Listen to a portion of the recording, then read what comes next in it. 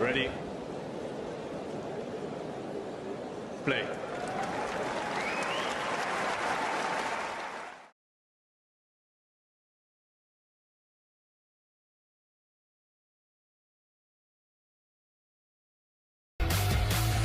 What do you think I am, Barbora Krejcikova?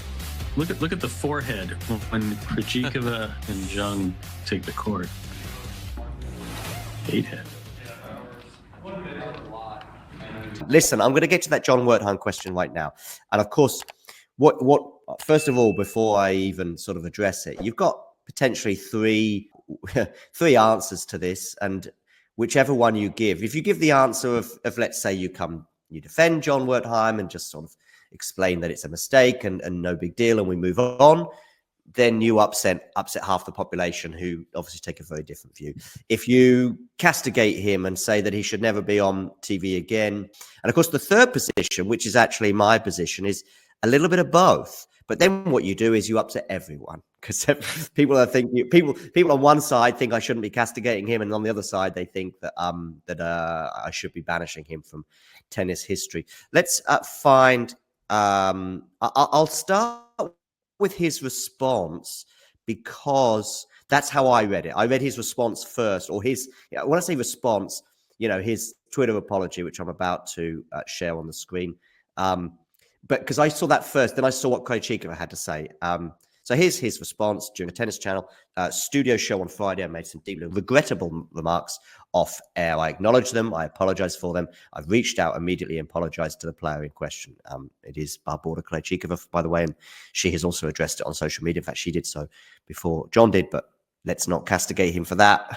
Think about time zones and waking up and everything else. What happened? I joined the show by Zoom. In rehearsal, we were shown a graphic of a player who had just competed. It showed her an angle that exaggerated her forehead. A few moments later, I was told to frame up my Zoom. I looked at the low camera angle and joked that it made my forehead resemble the photo of the player in question. Someone in the control room chimed in and we bantered back and forth. This was a private rehearsal. This exchange inadvertently and without context made it to live air. I realize I am not the victim here. I think this is probably a very important addition, because otherwise at this point we're probably a little bit concerned at the lack of contrition. But he does say, I realize I am not the victim here. It was neither professional nor charitable nor reflective of the person I strive to be.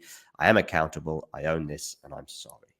Barbora Krejcikova, who had tweeted a few hours before, Barbora as well, she took to Twitter earlier in the day saying, you might have heard about the recent comments made on Tennis Channel during the WTA finals that focused on my appearance. As an athlete who has dedicated herself to this sport, it was disappointing to see this type of unprofessional commentary. This isn't the first time something like this is happening in sports. I've often chosen not to speak up, but I believe it's time to address the need for respect and professionalism in sports media. These moments distract from the true essence of sport and dedication all athletes bring to the field. I love tennis deeply, and I want to see it represented in a way that honors the commitment we make to compete at this level. So, yeah, that's where we are. I would say, as I said, sort of briefly, I sort of see a bit of both, in that I personally don't think Jon Wertheim should be, banished from tennis history and barred from the channel. I think one of my first thoughts as well is that we all need to take care with this. And in a way, nowadays, we are kind of, as media people, we are in the spotlight, even for the 30 minutes before we go on air, from the minute we walk into that newsroom, if you like, or the minute in an online space where we're having these before studio chats. Should he have said what he did? Of course he shouldn't. Was it a huge error? Absolutely. Should we bear it in mind? Yeah. And of course, it's your right and your choice to perhaps try and at least seek media elsewhere. Now, of course, it's not always possible, because you want to watch tennis and sometimes they have exclusive rights. I get that. Yeah, that's how I see it. I don't know. Maybe, some people will be like, oh, Jon, why aren't you coming down harder on Jon? I think he's very, very foolish for what he said. But I don't think it's, there's far bigger crimes, let's say, committed by people working in the media than this, who continue to work in the media. So I think for an error, and it was an error, I think we recognize it. Especially if Barbora, and I suspect she is that she will accept the apology and we move on. What do you think, Matt?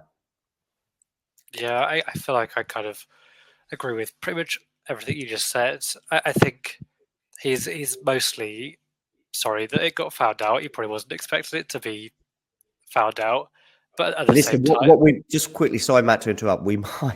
There might be a few things that, let's just say this escalates, and there might be some members of staff at the Tennis Channel or whatever. This might not end here. We'll see. But go on, Matt. Sorry. Yeah. I think obviously what he said was completely wrong. I kind of agree that it's not a sackable offence, and I think it's good that he's taken some accountability. But I think, like Krejcikova said, it's not a one-off instance, not necessarily from him, but just from people generally in the industry. And I think people just need to be mindful and even before you're on air, just kind of be professional about things. And at the end of the day, you're talking about tennis and not someone's appearance. Is how I'd go down on it. And of course, he will have colleagues, and I probably, maybe I shouldn't guess this, but the person who he was bantering with was not a female as well. And maybe as well, we are sort of, whether we like it or not, we are always being judged. I do vaguely remember this John Inverdale thing, Sean, that you're highlighting. But we are also here as well, and we're on social media, and we're seeing how these players look before the ATP and WTA finals, and we are commenting on their looks in the build up to that tournament, those tournaments. I was thinking that perhaps some of the fascination that people were having on social media, I say people, a lot of them not media people, just randomers, with how the players were presented both before the WTA finals and the ATP finals, I did find it a bit much as well, which, by the way, it was all, positive about how amazing they look. But I was like, I just want to get on with the tennis, really. But like I say, I wouldn't be surprised if there might be a little bit more to come. Of course, we've had some super high profile, and by the way, much worse situations on TV in the UK over the last decade or so. But when the little thing sort of comes out, then a couple of other things come out, and a few more come out, and then there's a few ex-staffers that have some comments to make as well. So we'll see. It may well be just a one-off, and then I do believe personally that if I was making the decision, I would be fine with, if John wanted to come on this show and say something, whether it be about tennis or initially an apology and then just move on, that I'll be okay with that. I as I say, there's people that are working in tennis right at the top to much further down, and in the media who have said and even done far worse things. So, and yet we sort of very quickly move on there. There may also be a witch hunt going, and I'm not going to join that witch hunt. I almost feel as though the issue, at least for now, is done. That's how I see it. The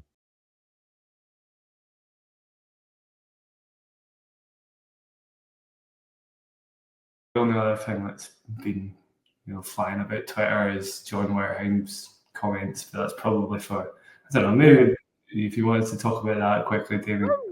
If you want to, I mean, it's pretty interesting that they took him off the air. I was not expecting that. And I might have a bit more of a liberal take on it that I think most would expect from me. Because I think some of the outrage is a little... they took him off the air. I agree. I think cancel culture definitely kind of took hold a little bit here. It's 100% super unprofessional, and the apology was definitely merited, and generally I just do not know what he was thinking. Very stupid. But it's become quite for me, it's become quite kind of genderist, and to be honest, people make comments about male players all the time and stuff as well. I do think a lot of the outrage maybe stems from the fact that it was a female player, and it's obviously a male player. Definitely. Making a comment about a female player is probably where a lot of the outrage comes from. So I think that's why a lot of people took it very personally. I don't really blame them, but I think how it all then has went from here is maybe a bit much. It's just one stupid comment. People say stupid stuff. it's not really worth him losing his job. Yeah, and also Dave is mentioning this, but like, what did Jon actually say? Like, his comment is very unclear there, right? Like, of course, we know what he meant. He admits to what he meant as well, or like, explains his reasons.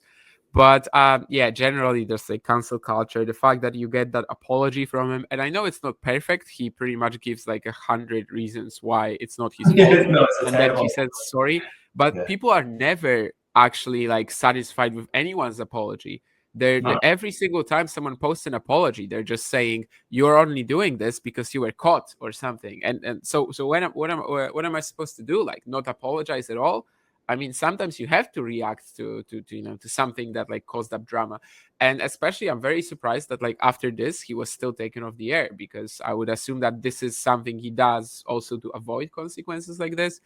And the reason why I said most people, I think, would be surprised with my reaction to this, and why I have a bit of a liberal take on this, is because usually Jon Wertheim is one of the people that I just never say a positive thing about, and I'm still not going to.